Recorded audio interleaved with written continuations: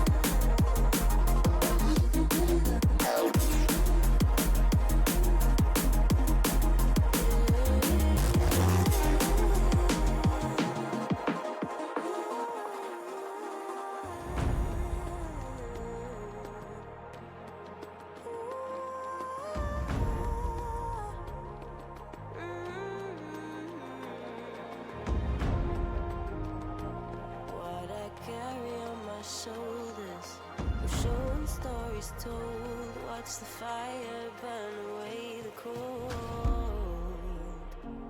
I am rising from the dust. Despite how much we lost, you will not take away my strength.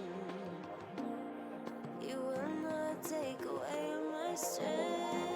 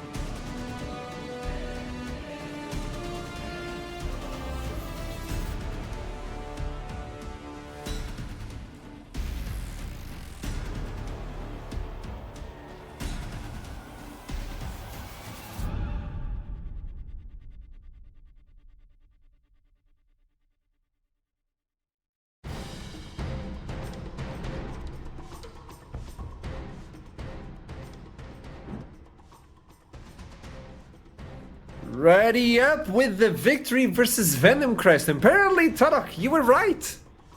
I'm very, very happy about that. Although I only earned 1 point, I think, from my guess. So, Actually, 1 point. Foxy winning out. What is this? So, although I'll happily take the fact that I got my prediction right, I'm yet to redeem the guess fully. That's yet to come over the rest of this evening. So let's break down this game and understand what happened. Ready taking the lead, but by a long shot. Let's start with the Champion Select. Expectations coming in through that Champion Select. The Zed and Kartos combo started working out, but Twisted Fate was supposed to be ahead of the matchup versus Sejuani. It didn't clearly work, and they were choked to death, right, Initialize? Yeah, I mean, the TF won the lane in terms of CS early on, was getting those advantages, but then couldn't translate that into what TF likes to do, which is press ult and combo it with someone like the Xin Zhao and the LeBlanc, and murder whoever gets gold carded. That's the plan. Get access to towers with that as well while things are happening elsewhere, and kind of split the map open like that. The problem was, Alex danced on people with the Zed, and Karthus managed to get enough gold despite a slightly awkward level 1 that the lethality players in the Kalista and the Zed got some combo with the Karthus ultimates and start snowballing. And we were chatting about this in the green room, but Torek put it really well. That Ruddy comp from ahead is a stranglehold. It is so hard to stop that snowball because of how quickly they build damage and how effectively they use it to murder whoever they're up against.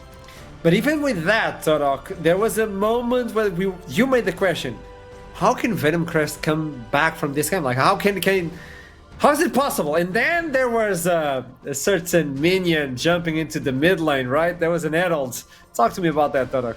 Yeah, so we've seen a few heralds so far this split of the NLC that have gone awry. This is another one for the list, for the highlight reel that's slowly coming together for the end of the split.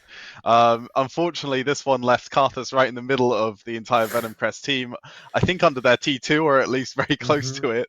That is one way to come back. So, Ruddy do have to be a little bit more careful perhaps with their herald usage going forward, because that should have been quite a clean cruise, and instead it got a little bit messy. That's kind of the main takeaway, right, Initialize? The fact that they can still get ahead, but Ruddy is ready. Yeah, I think that's fair, and I think Ruddy are a really good team from ahead. We've seen that now a couple games in a row, like obviously but what happens is when they fall behind, some of that, I'll say it this way, that arrogance, bluntly, because they do play with a certain verve and bolshiness that when it works looks so stylish, but when they are even or behind or even perhaps a little bit too eager from ahead, they can give up stuff like that. And actually credit on the other side, Simpy finds a phenomenal headbutt pole to knock up 3 people, and the follow-up's really good. And that's great. And then, things like Alex shoving a little bit too over-eagerly in that top lane, and you see a few ults in the TF actually bring Lenny back into the game before it all falls apart again. So Venom Crest are still a team with some additional counterpunches and are a good enough team to punish those mistakes. But I think Torek called it out right. Some of that play, particularly around tier 2s, that next step beyond the early game, even if you're snowballed, you've still got to play with a little more respect than that, guys. Come on, maybe don't shove 1v5 towards a tier 2. Maybe be aware of the stacking up versus the flash headbutt pull from the Alistair after the Herald play, these little things. But you got those little things on one side, and then you have those little teleports coming in for Twisted Fate. I gotta pull them in. You don't go in, you're not the tank. I think Lenny was like, yeah, I'm the top laner, I'm the tank. And then he jumps in like, oh, it's Twisted Fate. Yeah, my bad. So that is something to take in as well. Lenny is an amazing top laner, but I do believe the Champion Select kind of put them in an awkward position, and that allowed Ruddy to be Ruddy. And well, it's 2-1 for both of them. Ruddy now sitting on the 2-1, and on the other side, Venom Crest on the same. Jumping into the next game, we have ourselves Natives versus LLS. What should I expect from this one? And Tarek, what was your prediction, by the way? I predicted light side, I believe. Oh, okay. I think you did the same Initialize, so I did do what should I expect from this one? So, I think light side have largely looked pretty okay in the sense that I think Bartoldi and Fast-Legged, Sumi and Free Fresh, these are 2 duos that come up from lower divisions, but they are combos that have come up from, I think, wasn't it Venom Crest Academy and the forgetting the other. I'd have to go. I had this down. I've actually put my note aside. I've got my post-it note somewhere that's fallen off my table. Either way, they've come some really cool locations, and we were a little bit nervous about what was the step up to Tier 1 going to look like. Rich Gang, of course, it was Rich Gang. There we go. But like, they succeeded really well as combos at those lower divisions, but the step up to Tier 1 is always a tricky one. But honestly, on first week, the showing was pretty solid. And on the other side, I think for natives, they're still figuring out a little bit how they want to play entirely. I think Painful, still really, really good. One of the best mid laners we've got, and I think he could still be very, very dangerous. And Ball as well. We saw some pretty good things from the Rel in particular. But I think they look less cohesive as a team. And for these early weeks, I think that team synergy that's already built up, I think is going to be more threatening for me. And I've gone light side as a result. Interesting. And Tarak, on your opinion as a coach, when you have these sort of compositions, most of NLC switch their entire roster.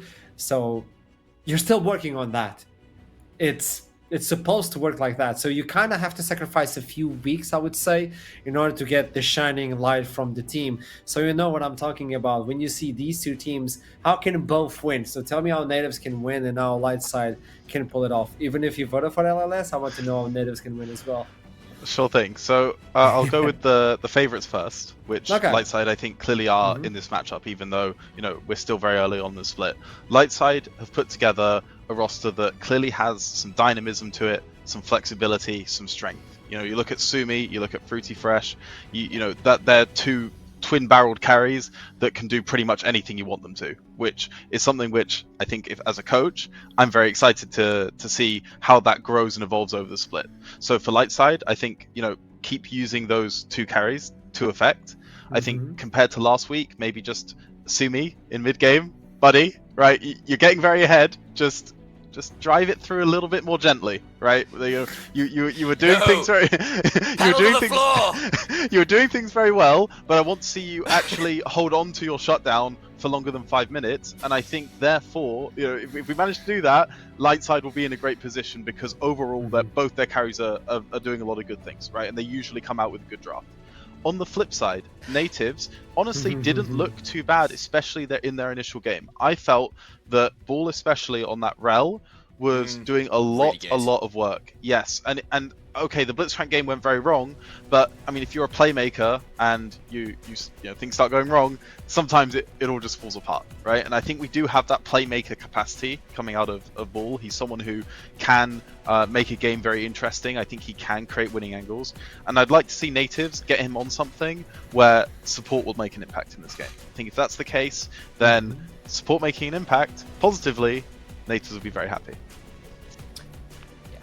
I think as well, obviously, you're looking at, you kind of touched on a little bit there, someone like Fruity Fresh, much like Lingard, is another one of those players who has the ability to pull out the major spot lane and feel very comfortable on them. He was another one of those way players, I think he's a Ziggs guy as well, that kind of thing. And that kind of additional opportunity, especially when we are seeing a lot more AD mid laners, is really, really valuable because it means you don't have to get the AP shoehorned into an awkward top lane matchup or into a jungle matchup when you're needing like a frontliner somewhere. Of course you can, things like the Rumble, the Kennen, we've talked about the AP jungles, you can do that, but having other places to be able to do that feels really, really good. And again, it's not just the way, he's got games on Aurelion Sol, he's got games on Swain, there's a lot in there which allow him to play some, theoretically again, and that's a word I've been using a little bit today, but the theory is pretty open there for the coaches to do something a bit unusual that can catch people off guard. I agree with that. The coach has such a high responsibility to deliver those weapons towards those players. When you have someone as versatile as the players they're seeing on the bot lane, a lot of those AP champions jumping in. I know Wei was a little bit nerfed on this 11.14, but Tarak, you should appear. Where there's a will, there's a way, no? I would expect, given the fact that AD mid laners are very strong, I mean, we saw the Tryndamere from Sumi last week, stuff like this. It seems to me it would make sense that Lundqvist would continue with that theme of, using the AD mids and using the major spot, because I think it gives them a lot of good threat, it gives them a lot of good experience, and I would like to see them continue with that theme, because I think it's not a theme that's been exhausted yet from them. I think with that note in mind as well, I think it does some really cool stuff for how you play side lanes as well, because actually some of those control mages don't do that well in a side lane. I think things like Azir are kind of an exception with the Nash's Tooth. But the fact if you can put that mage instead bot lane and then move it mid in the mid game and have your AD mid laner then play the side lanes, you're feeling really good about that. So it's kind of a way of getting around some of those mid game woes that certain champions have had in the past, like Orianna in a side lane. Not the greatest unless you've got really good vision control, for example.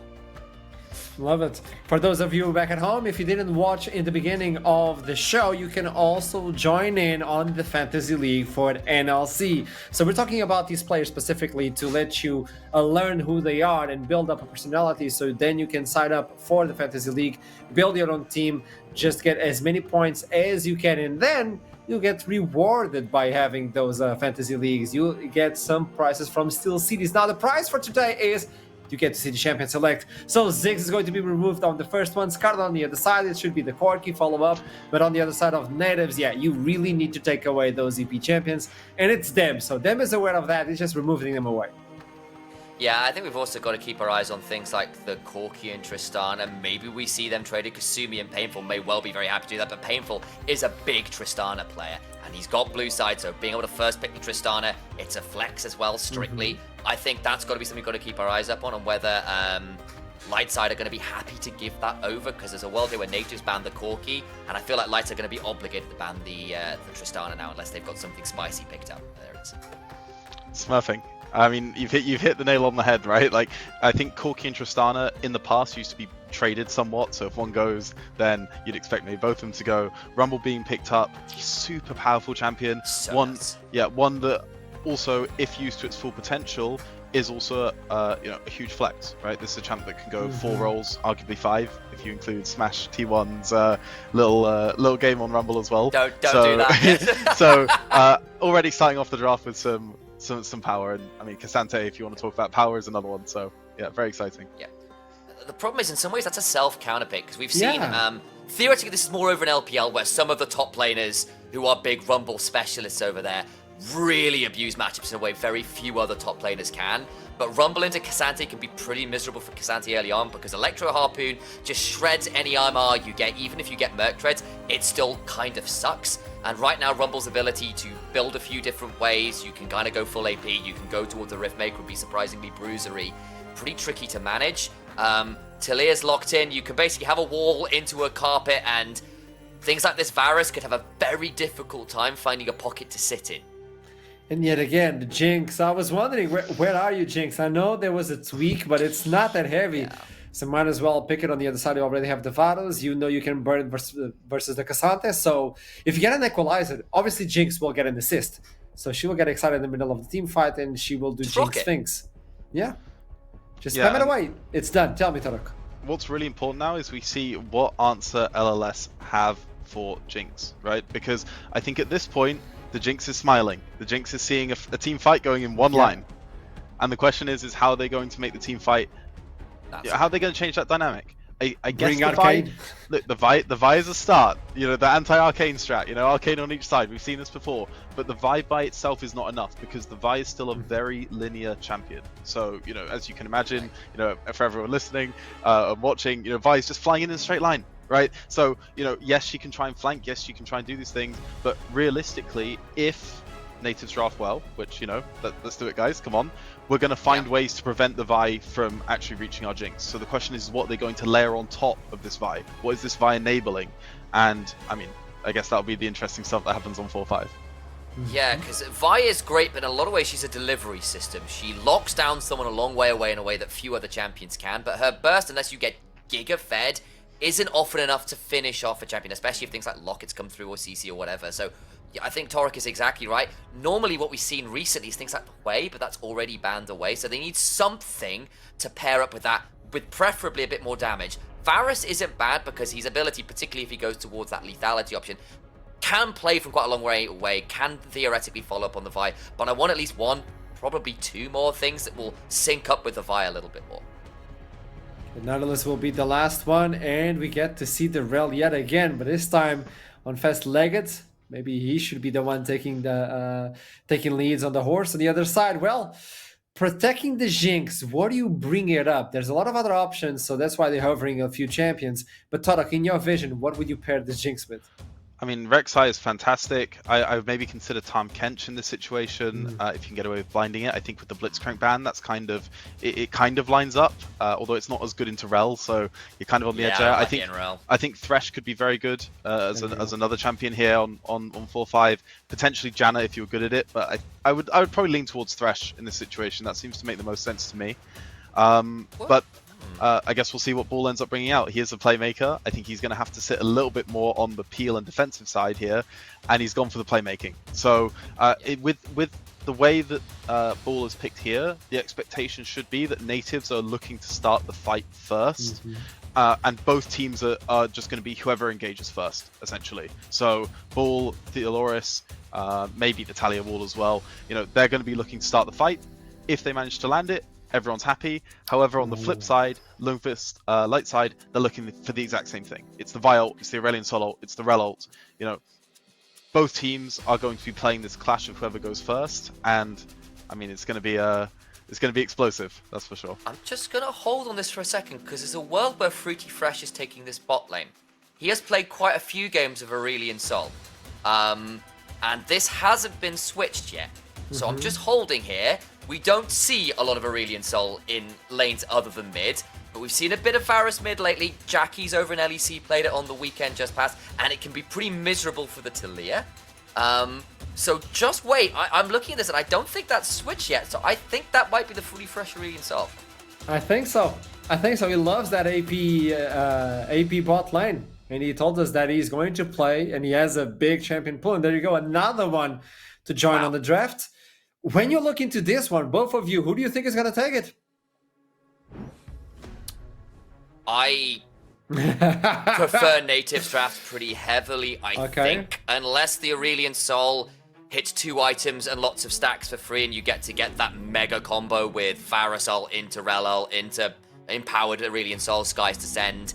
I think it's just a lot easier to get value out of the comp from natives on paper, I think. Okay, Tarok. Ultimately, because of how the two comps interact, I feel like it's whoever snowballs. Both teams have the ability to get ahead somewhere in the early game. I know it's a little bit of maybe a cop-out answer in terms of like picking one comp over the other. Yeah, I'm not allowing that. I still need to know. But realistically, both of them are face rolling into their keyboards and trying to start a fight. And if you've got more gold in your pocket, you feel pretty good about doing that. So I guess I will lean on the side of natives because I think it's slightly easier for them to get ahead. But if at the end of the day, we'll see what happens. I see both your reasoning with that one. So this is going to be a bloodbath and an action-packed game with the composition that we have. It's like Arcane directed by Michael Bay. So without further ado, let's toss it to the cast. It's up to you, middle cart and veteran. The music plays a vibe. No, it is. The idea of Arcane being directed by Michael Bay, that hurts me on a very, very deep level. But getting back into this, veteran, we've talked a fair bit about the draft, so let's talk about a little bit about these two teams, right? I think when we were looking at Ruddy and Venomcrest in our last game, very much two teams that we're expecting to be fighting for 1-2, top of the table stuff. I think for Natives and Lightside, we're being realistic about where these guys are anticipated to be at the end of the split. We are probably chasing a little bit more for 4th position rather than those. But Lightside, they did manage to upset Ruddy, right? They actually managed to do it, so they are clearly quite a good team right now. I believe I have my points on them. Natives have to prove that they also have a similar upset potential in this game. We'll see if they can do it as we head onto Summoner's Rift.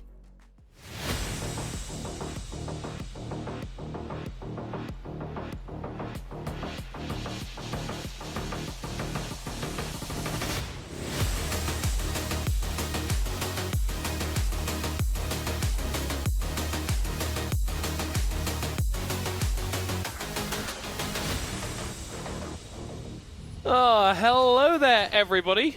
Game 2 of week 2, day 1. Why are we selling the NLC soundtrack? Producer, I actually want to know, if you guys sold this soundtrack, you could make mad money, we get a percentage of it because I'm advertising, I get a percentage of it because I'm advertising it right now. I'm telling you, this stuff is a vibe, man. This stuff is a vibe. So too is Aurelion Sol in the bot lane. Actually, very interesting setup coming out of Fruity Fresh with the Aerie here, right? Obviously, you have the presence of the Leona on the enemy team. So maybe he's just anticipating he'll get Aerie procs off a lot more often And otherwise, you basically do need to get 2 Airy procs at every Comet proc to be able to make the Airy itself worth. Airy doesn't have the additional value that you normally get out of the, I guess technically with Quick Bloom, like healing or shielding that you get from like Orianna, Lulu, this kind of stuff. So you do typically just see Comet, because Comet's very, very easy to reset on Aurelion Sol. So very, very confident about what he's going to get done in the laning phase. He does have the Scorch though. So 2 things I want to point out here. One, Fruity Fresh has done Aurelion Sol before. If you watch my NLC 2 co-streams last split, we actually did watch Fruity Fresh do this once against Cogmore, I think it was. And I don't even think he died. So this isn't like a brand new pick for him. Typically with AP champions, you do want to see them go with a heavy engage, because once you get that first lost chapter back, you do want to just go all in on the time. This isn't a lost chapter champion though. He typically has more mana issues than normal, so I'm interested to see if Fruity Fresh adjusts his build path with the idea that he's not going to be getting second blue and that these mana issues are going to matter a lot more. Starting with E is always a disappointing thing to see any Aurelion Sol do, especially with the Scorch setup, because the next thing you want to note is that Aurelion Sol early game is a Scorch delivery system, right? If you do your tap Q with Aurelion Sol, you can try this in practice tool now. If you do your tap Q with Aurelion Sol, it basically goes back on instant cooldown, doesn't cost any mana, but it will apply Scorch. And it will even apply Scorch through minions. If you do the tap Q, the first proc of it will still apply to the champion that should be within your field of view. So you become a Scorch delivery system with those tap Qs permanently. The enemy never doesn't have Scorch on them, and you get max value of Scorch, which is why you take that rune on Aurelion Sol. It's getting pushed in a little bit here by Space and Val in the bot lane, and I think it's interesting that last time we saw it from Fruity Fresh, it was into the Cogmore, because what Aurelion Sol really offers once you get into the late game is these massive amounts of zone control that enemies just can't walk through and they just can't approach from. And if you're able to put Space in a position where he has to choose between taking 60-70% of his health bar as damage and not autoing, that sets up a really sort of unpleasant proposition for this long-range ADC. And his ultimate is very, very strong into low mobility carries, right? And particularly strong into Jinx, because it now counts as a form of ranged engage, and you do need that with the Jinx. You need a form of engage that doesn't just isolate yourself, where you become a free Jinx reset. Aurelion Sol can engage from miles away, land it squarely on the Jinx. That should be a flash burn at minimum every single time that he has R up against the Jinx, and it's gonna be worth using it off cooldown. Problem, though, that he has, as every AP champion has, is that he's going to be getting that ultimate 3 minutes later than he otherwise would be in the mid lane. But once that is up, there's a threat on Jinx in every fight that Jinx can't think, if I outplay this, I get a free reset. That's not going to be on the table for her here. So Aurelion Sol is picked in an extremely strong position. I told you, gonna get stunned by Painful there. That was... Whew, that was ballsy from Painful, not even to burn the flash. Recognises that he can just walk out of that situation. Nice to see again a bit of movement towards the mid lane from Bartholdi. I think that was what really looked good for Lightside in last week's game, particularly up against Ruddy when they were able to get that win, just bullying Alex absolutely consistently and able to get Sumi to a point where he was basically unstoppable as well. Ganking the top lane, flash burn by Bartholdi and from Theoloris as well. Gank on the top lane. You also did see a tap Q from Aurelion Sol down there, so he's somewhat aware of it, though it wasn't a particularly fast tap Q. Theoloris needing help from his Rek'Sai here to make sure that he doesn't end up in a horrible dive position, because it would be very worth going 1-for-1 from there on the way. Ooh. Fast getting engaged on E cooldown for 10. Yeah, pretty much even trade of damage there. Yeah, E cooldown on 10 seconds, so not that much of a danger for Jinx to join that fight. Does get some additional Stardust from getting a full channel of Q out on Leona, though.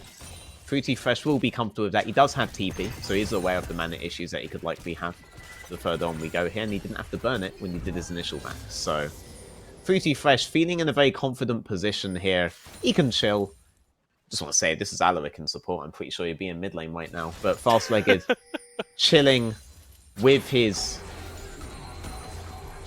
boy, even though he doesn't have to be here for ages. You're not needed on this wave. You weren't needed on the last wave. Next wave, maybe you're needed.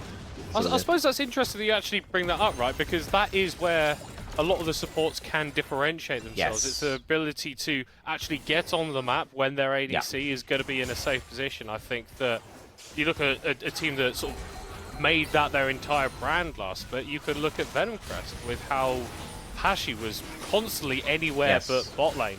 And I think that Ruddy had a similar style as well. Yeah, Pike players, Bard players typically look for these more than most other players do. Engaged players generally want the mistake to be happening from you and want to try to do something in lane there. And that was very much, the man you're referencing was very much a Pike player, as I recall. That being one of Venom Crest Premier champions last time round. Fruity Fresh does have the TP, so even if the wave doesn't be in the optimal position, he is going to be able to contest when he gets back. Yeah, Natives able to pick up the first drag of the game. Bartoldi going for trade on these jobs. Obviously with the desync timers, it's theoretically a little bit easier to contest onto them, but I don't think Theoloris is finding this contest particularly easy, as he is going to be dropping down for first blood going on to Sumi.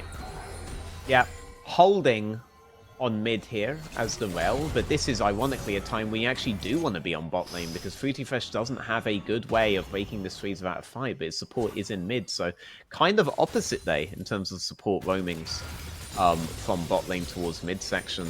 Definitely a different fundamental understanding to what we saw Ruddy have last game with Alaric. Free my boy Alaric, robbed of MVP.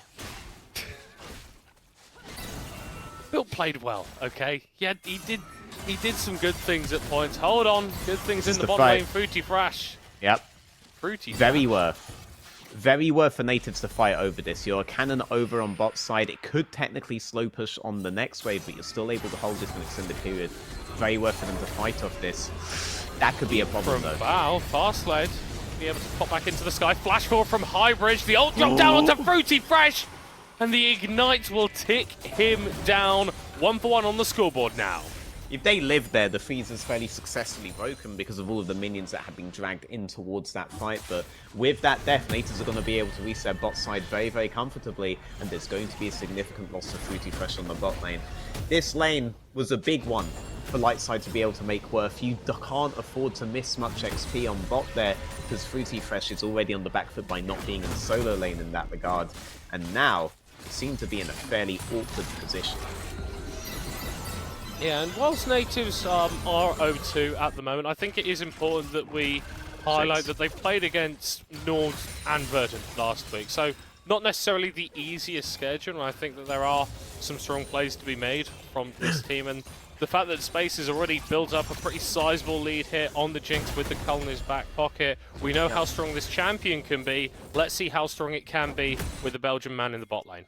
This is still fundamentally, later on, going to be a Varus and a Aurelion Soul in composition. Whereas you do have AP on bot side, you're not really going to be into a teamfight composition you weren't expecting to be into. They won't have practice against. It's the laning phase that would always be the most awkward part for natives, and they have navigated that bot side laning phase beautifully.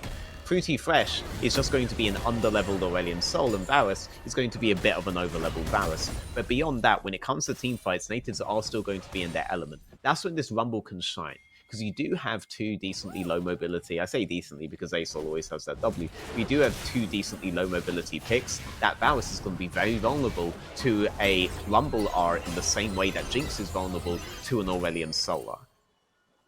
It's just the ability of these sort of AP mages to split up the fights and create zones of control as Theoloris here getting played onto by Elijah, who's going to be dropping the all-out as well. No assistance for either top laner in the area. The flash forced to be burned as Highbridge makes his way up the river. Bartoldi waiting in the wings. Oh no, he's gone forward! No! He's baited himself in. Down goes the hammer. And Elijah gets the kill. Yep, full knowledge of... Oh, hello. Oh, that's a lot. That's a lot of stacks. Whoa, it's okay. Fruity Fresh, very low here. I'm just going to go into the back of Fast Lanes. But still, it's not a kill this time for natives, but Fruity Fresh is going to have to reset again. That's more XP that the Aurelion Soul's going to be missing out of. And we've got a dive in the top lane from Elijah. Wow. Theoloris just stood there. And ends up falling down. Sumi going to be rotating over. Bao flashing for the stun. Going to be able to root him as well. Painful with the flip. And Space with the kill. Opposite day there. Varus with the flank. Fast-legged on the rail with the front to back. And going to be summarily punished for it. Fruity Fresh, he was able to get some stacks off of his ultimate, but unfortunately that's all he's going to get. He's losing plates to natives, he's losing a lot of CS to natives, and they managed to pick up a kill on towards Sumi as well. Wellion Soul back in mid lane now just looks like a normal laning phase. Yeah, but around about 4 minutes ago. Yeah, around about 4 minutes ago, indeed. Varus switching back to bot side. A lot of this, again, doesn't feel to me like it's more to do with the 2v2 or the 1v1. A lot of it does feel like the way Lightside are playing around these particular lanes. I'm sure they have a lot of practice on it, but they are somewhat out of sync in the way natives aren't with how to play through this bot lane. Natives, though, they are just playing with a standard 2v2 bot, so the moves are going to be much more intuitive for them. Painful throwing up the wall, but he's going to get played onto himself there. Stun comes down, but Sumi able to flash away. Bartholdi going to be the target. The Super Mega Death Rocket. 3 for 3 at the top of your scoreboard. The game very, very even as it stands, but we need to be watching out for Space. He's starting to pull ahead on the Jinx. Yeah, speaking of Space, the Living Galaxy on the bot lane didn't have R up in that fight. Is still looking to try to get one big Mega R, but crucially he's going for the Leandries earlier on in the game now. Curious to see if he's able to get onto a 2-item spike in any kind of decent timing. You want to get both Rylai's and Leandries on him before you get that first huge Mega R off, and you want to get that up ideally by the time of third Drake or by the time of Baron, and it looks like we're going for a very fast third Drake in this game, so if Fruity can play this economy properly, that's what they want. Grubs there going to be secured by natives, so 3 apiece, a dragon apiece as well. So we're not going to be looking at any massive 6 grub pushes or any fast tracks onto Dragon Souls as it stands. Yep, lack of utility if you go for this Leandries first, and it's not like Lightside are in a guaranteed position where they can be winning out fights, so need to play a bit calm. You have one good advantage, which is that top side is doing really, really, really well. Elijah in towards this rumble, being able to pick up solo kills, being able to pick up dives. Sumi is technically under threat from the Leona, no cleanse. Oh! Space is under threat from Bartholdi, but he dodges away from the chains there, Bal. Very tanky on the Leona with that aftershock. Piercing arrow going to be going out. Eventually, he will fall down as Elijah is looking for another play onto Theoloris in the top lane. And that's 2 for Lightside in the blink of an eye. Elijah, the more powerful he gets, the more Space has to be worried here, because Fruity Fresh does have big threat with that R, but if Cassante feels like he's powerful enough to move in and displace Jinx into his team, then it could just be all for naught anyway, and they could delete her with pretty much any of their lockdown from that 5, from that rail, so a lot of issues could come towards Space because of how well Elijah is doing in topside there. Absolutely obliterating Rumble on the most basic of early item spikes here, while we're already building towards second item as the Cassante. Yeah, I suppose this is sort of the real issue that natives are going to face here. I think you can rely a little bit on Elijah being less tanky against Space purely because he has to go into this magic resistance route. But if he is getting so fed, which 3-0-1 he is, he can get those spikes earlier. And despite the fact that Space has been playing a fine enough game, if he ends up in a 1v1 situation versus that Cassante, it's not going to be going well for him. Looks like he's landing up in there right now, but he does have really good map tempo on bot side. He can just like afford to crash this through and go away, and the game will still be in a really good spot for his team. He was saved by Baal on that mid lane play, by the way, whereas he was able to get out of range of Chains of Corruption. Chains of Corruption was initially locked by the Leona, or that would have been a really good setup from the Vi into Sumi. Lightside, they're going to take this Herald. They need to use this Herald to try to get pressure back. That locket was dangerously close to a steal. Ooh. Irish is dangerously close to Sumi. Not sure if you particularly want to be checking into this. We are starting to see a little bit of convergence. Elijah on the bot side does have the TP to join this fight. Bartholdi going to get caught out and flipped back. One piece of CC lands, and it seems like it's certain doom for a member of Lightside. Yeah, Big R is up on Fruity Fresh. If Natives trying to chase them in towards that chokehold, that could have been a significant amount of damage, but no Rylai's is coming out of Fruity Fresh yet. He's reliant on his arm, reliant on his E for his utility, and he is a very little ball right now, right? Eventually he'll turn into a big, healthy Galaxy, eating lots of greens and minions, but for now, he's still waiting on that 2-item spike to become truly useful for his team.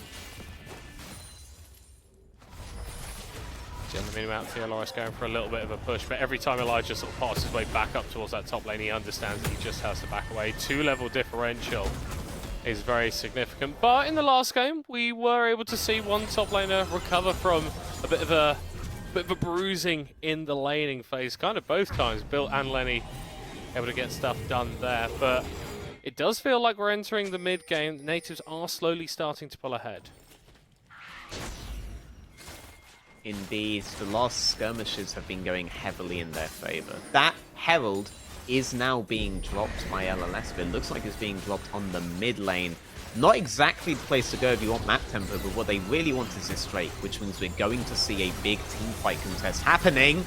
Big R comes out. Yeah, follow-up coming through from Fastlane, but there is no one joining him in the excursion. That's a kill for Theoloris. Reset for Aesop. Here comes Fruity Fresh over the other side of the wall. Ultimate going to be laid down, not able to kill anybody off, and the health bars for natives not really in a position where they can contest. Elijah just full HP standing in the mid lane as Bartoldi, Fruity Fresh make their way over to the Dragon. Yeah, Fruity Fresh got a reset on the Leona there and then was able to toss another E out on towards that turret where everybody is very much restricted in their movement. Able to do a lot of threat in that fight despite the low amount of items. The Big R also did land on the Jinx, just the damage wasn't there to kill her, but Jinx didn't get a reset off of that because the Aurelion Soul didn't have to put his body in at the same time. So Jinx was instead zoned off, is now flashless. On the next fight, the follow-up from the Rel is going to be much easier to get, and if they think they can get a kill, they will get a kill. And it's very likely to do so with this combo. As is, they get a Drake on that victory. You ideally wanted to start a fight 2 waves beforehand to be able to burn the Jinx beforehand, but you'll take that one. And now, in the next couple of minutes, when Baron setups start being a big thing, it's going to be a much easier time for Lights to do the fight. Not just because of the items the Aurelion Soul has, but because of the position of the summoners on the low mobility champions on the side of natives. They're painful without that space, without that. Just becomes sitting ducks for someone like Bartoldi and Fruity Fresh, and obviously Fastlane as well. They can jump in and find those engages. We're not doing enough, man, with the fact that this guy's name is Space and there's a living galaxy against him. You know? Like, yeah, there has to be, good. there It's has good. to be something Well, there. see, the thing is, as I was just like looking at the champion select, I realised Spaceball. There is a film Spaceball! by the name of Spaceballs, and I've not worked out a way to incorporate it into the cast just yet, but it's Alright, well, coming. We'll stop talking about it, right? Everyone will forget about it, and when you get it, it will be a banger, right? Chains of Corruption go down onto Highbridge. Easy. Absolutely getting dropped. Trying to make it one more onto Bull. Gets the stun down. The aftershock providing a little bit more tankiness, but Space doesn't have the damage to dissuade the aggression against his support. And hold on, Elijah go for another 1v1 onto Theoloris every single time. Lightside make one play, it seems like they're making 2 more. Engagement under the tower, the equalizer stops nothing, and Lightside are taking over on the map. There are essentially 2 games happening right now, but part of the reason why 2 games are happening right now is Rumble never has the freedom to have the massive AoE impact he needs to in fights, and Fruity Fresh is reaching the point where he is such a big threat that you don't necessarily need the Cassandra to play the swings, because now they can just lock down Rumble on side. He should lock down Rumble on side and get tempo on the map that way. And that's what Elijah is doing. So even though it is basically a second game occurring within the same game that we occasionally move to, basically just to witness Elijah get another solo kill, he is having good impact because of the absence of the Rumble as a threat into Sumi and as a threat into Fruity Fresh, who is getting resets at the start of all of these fights. That Rylai's is now out on him. He didn't use a big R on that one. He is going to have a big R on the next fight. You have a very small window to choose it on Talia. The Jinx is going to have flash up.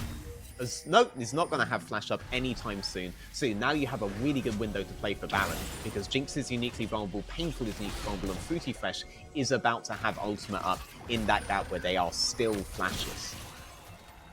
And it's starting to feel like a bit of a repeat of some of the games from week 1 here for natives.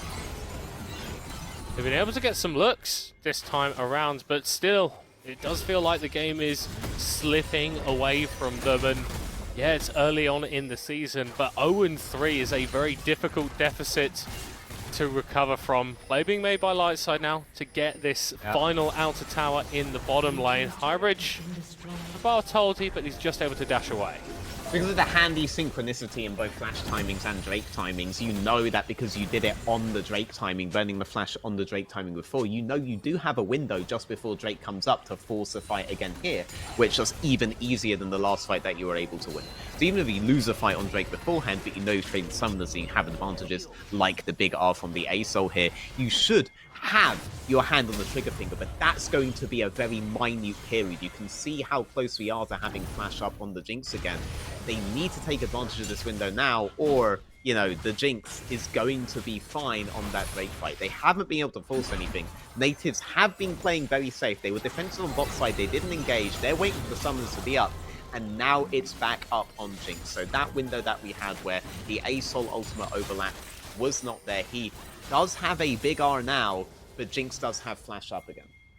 Yeah, I think it's also important to note, though, that Lightside got a full 5-man reset off from that last push, so they are completely kitted out with as many items as the gold in their pockets can purchase for them, and Space needs to be really careful. Obviously, the lockdown that can come through from Bartoldi, from Fruity Fresh, but also just the poke that Sumi's going to be able to throw out with that completed mirror mana.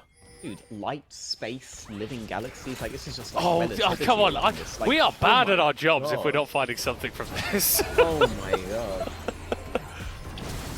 Natives looking for an approach and Fastlane finding the engage! Oh, that's exactly what the Doctor ordered! 3 kills in an instant! And Painful will fall for number 4. We're not really caring about the dragon anymore, lads. We have got bigger prizes on our mind. Yeah, and that was about the best case scenario there that you could get. Jinx didn't even have time to burn Flash there, so you're not going to have that summoner be down in the next fight. But if Fastlegger can find another huge engage like that, oh my god, layering that on with Fruity Fresh's Aurelion Soul on 246 stacks on this sucker. Man, this composition is a good place to go. That is heaven for any Aurelion Soul player. That combo right there, you could not have asked for it to go better. A little bit too late on the ultimate there, Space. A little bit too late, and now Lightside resetting, looking to move straight in towards that bot side Drake, getting double mountain stacks on a champion that does build HP, on that Aurelion Soul, on that Rel that wants the excuse to go in, on that shields heavy, HP heavy combo of the Cassante, of the Vi, stacking mountains. Oh my, what?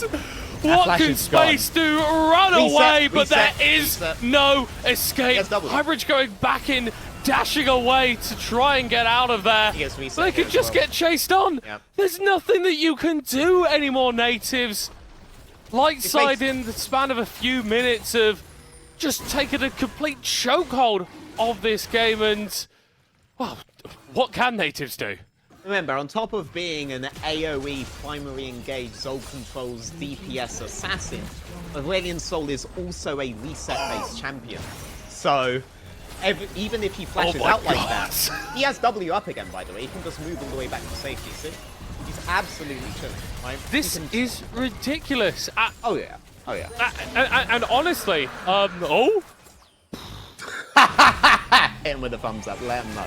He's just got the fancy feet as well. He's just got the fancy feet as well. And what a great sort of start to the split this has been for Lightside to be playing like this. I think a lot of people came in with a lot of questions because there was such a big reshuffling in this organization from spring to summer, and it wasn't just a roster put together for spring. You had players like Bucci, you had players like Emp, you had a coaching staff there that had been in that organization for multiple splits, and I tell you what, if things keep going like this, if this is the light side that we're seeing in summer, if they can improve even from this spot, then maybe those places in the higher echelons of the league aren't such an unrealistic proposition. Yeah, I mean, and it's not just about the fact that Fruity Fresh is able to get his comfortable champions like Aurelion Soul, but he's also able to do it in a team that has that pre-existing synergy with it. Sumi joined him in his previous team. He was the mid laner. They're used to these double flexes. Lightside aren't trying to create a brand new identity for a team that already has an identity to all in on. This is a continuation of Witch Gang from NLC 2 last time around, and that's the absolute best approach for a new team coming in, if you're not really a new team at all, why live in that fiction? Allow Sumi and Fruity Fresh to invite everybody else into the system that they have been creating for an entire split already, bring it on into the second split, and it will reap dividends. Was it executed perfectly? No. Bot side was basically ignored at the points where you really couldn't ignore it, and had attention at the points where the attention didn't really matter. But they can learn from that over time, and it's going to be much more intuitive for them to learn from that than to learn a completely new system of play. I'm glad the Lightside coaching staff was willing to trust them to play the things that they already know how to play and build on that rather than start from square one. Of course, I mean, let's be real, the game is over. I'm acting as if there isn't a comeback potential, but I'd be very surprised if Natives were to find it. Here's their chance. Yeah, well, the combo of the equalizer just flashed out from Look at and the E. here comes the re-engage! Bartoldi going into the backline, No but resets. actually going to be dropping down, and Lightside, they've spent their engage, and they've not really found anything with it. Mid lane inhib tower will fall, and they'll back away. Very low HP high Bradge there, didn't turn into the reset. If it did, Fruity Fresh doubling away from the Rumble would have just turned into him doubling back in and being able to output max DPS again. So you could see the potential there, but that was a really good situation and painful. We should have probably mentioned this before, the Rumble is really good into low mobility champions, but painful on this Talia, that is quintessentially good. If you're able to find angles, right, you have to be able to find, I guess you can think of it as like any kind of right angle in, but what you're looking for is getting an elongated wall to block these guys off and constrain them so the Jinx AoE can land, so the Leona AoE can land, so the Rumble AoE can land as well. That's something really good though. Obviously, on top of all of the other additions of being an AoE, DPS, range engage, reset-based mage assassin, Aurelion Sol is also a mobility-based champion. So it's going to be good against Sumi, but the A-Soul still has options. Yeah, it feels strange because he is in a goal deficit. He's in a goal deficit, technically. We're actually Googling the champion design. I am, actually. I need to know who to blame. I need to know who to blame. Well, I think Lightside might be sending him a thank you letter if this game plays out in the way that we are anticipating. I've got to be giving props to Elijah on as 100%. well. Just multiple times, just putting Theoloris in the dirt. I mean, I'm trying to debate if I like him or if I like Sumi, for example, for MVP, or maybe even Fruity Fresh, because like, the early lane didn't go well, but Fast-Legged also had really good moments. Yeah. I do think removing Rumble from Natives groupings was probably the biggest individual impact, because the rest of it, and this isn't a flame at any of them, the rest of it on that 4-man was full teamwork from Lightside. Beautiful synergy and understanding of what it is they wanted to do and working well together as a team. Right? That grouping was so strong from them. Elijah probably did the single most for them by preventing Natives from having that 5-man where they would be able to be effective into, for example, Sumi. Yeah, I did like that you sort of brought some attention to Fastlane a little bit earlier, as he's going to be part of an engage here onto Val, not necessarily the primary target, and that's a fairly decent equalizer as Hybrid is a little bit isolated on the other side. Sumi with another kill for himself, as here comes the ultimate dropping down, and Theoloris will fall in the end. It's 3 for the Varus. Pretty decent fight for Natives, all things considered, but Lightside are still going to be able to retreat and pick up the Mountain Soul. Yep, and I mean, this game is getting to the point where this Aurelion Sol is basically unkillable and undealable. He seems to have a very good understanding of how to play around terrain. You do need to think of Aurelion Sol like a version of Jinx for whom walls doesn't really exist. And just have him be on the outskirts, utilizing that E, utilizing fast Qs, and doing that until you get the initial reset to come into the fight. Fruity Fresh is only going to be more and more of a danger later on. Elijah, though, still playing these fights and situations well. Painful is going to get that Drake, though. That was a soul. That's actually a pretty big denial that Natives have done.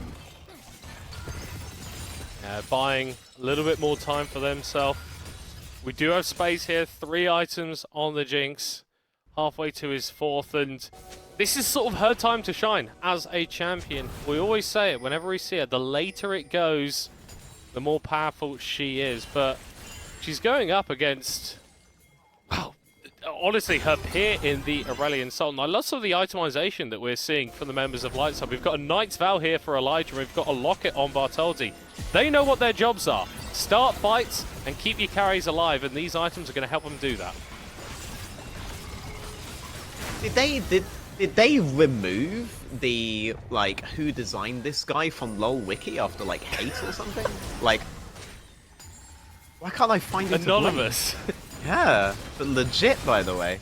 Maybe it just spawned in the game one time. Like, someone got delivered a package that just had reworked Aurelian Soul in it. I guess we'll put this in the game, guys. Natives looking to contest onto this round. Fast are going to be starting off the engage onto Highbridge again, and the Rek'Sai has had a torrid time not being able to find anything. Bartoldi a little bit on his lone in the front line, just buying time for the rest of his team as he's able to dash away before Space hits him with the rocket. That's a reset, but you have to get through Elijah, and I'm not sure if that's possible. Painful going to take some tower shots and fall down to Sumi. Theoloris has to flash away from the piercing arrow, but Natives are well and truly on the wrong side. Elijah TPing and once more sending Theoloris to his doom. It's an 8 for Lightside, an ace secured, and they will march back, maybe to the Baron, and maybe just run the game. Yeah, very strong game from Elijah. Even in these groupings now with the Rumble matching, he is still proving his mettle in all of them. Freefresh kind of running away with the game here. That last W went wide, but he just wanted to make sure that he didn't get forced into a walled position into this Rumble and in towards this Jinx. Wasn't quite willing to give his life for that. But he has that Crippling now, right? And he is moving into his 4th item thick and fast. The level stuff we were talking about before completely ceased to matter. He's on level 16 right now. And so is Talia on Painful on Natives. Looks like a ridiculously won game for them. If this game lasts any longer, it should be a Mountain Soul. Let's see them work on the timing. So Space has Flash up again. Painful does not have Flash. So that's the guy that you want to be targeting on these fights. Or, on the next set of rotations, how you want to be thinking about it is you want to utilize your ultimates now on towards Space. Burn his Flash. Don't have to overcommit on that, unless obviously it's a free win. And then on that Drake, that should be the final fight of the game.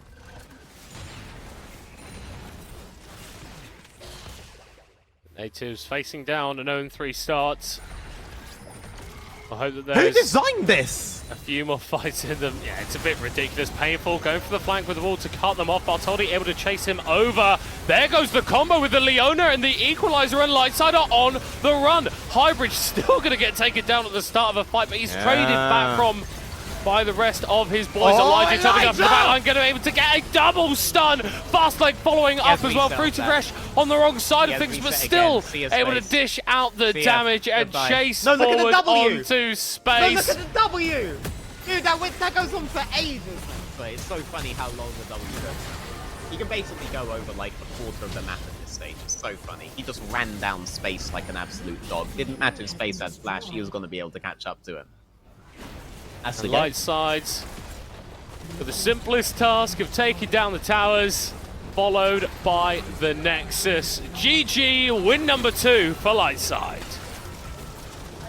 And I love that this is Witch Gang from NLC 2, right? This is the promotion system at play. This is tier 2 talent coming and showing that their way, their more experimental way of working out in NLC 2 can work in NLC 1. Natives are a mainstay organization, and Lightside took out the new mainstay organization of Ruddy last week. They're now making a name for themselves. Well, I think we're talking about tier 2 talent. Bartoldi and Fastlegged, they were playing in UKEL last split, tier 3 of this region, and the fact they've been able to come up, make this adaptation. I mean, Fastlegged was absolutely excellent with some of those engages in this game, but looking back to Natives now, very, very difficult start for them for this split. And recovery from this position is going to require a lot of hard graft, a lot of grit, and ultimately wins. We are going to be jumping to a short break before the analyst desk take us through that game, set us up for game number 3.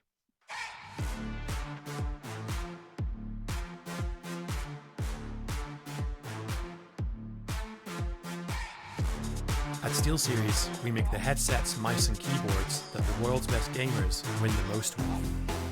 And we've been doing it since way back.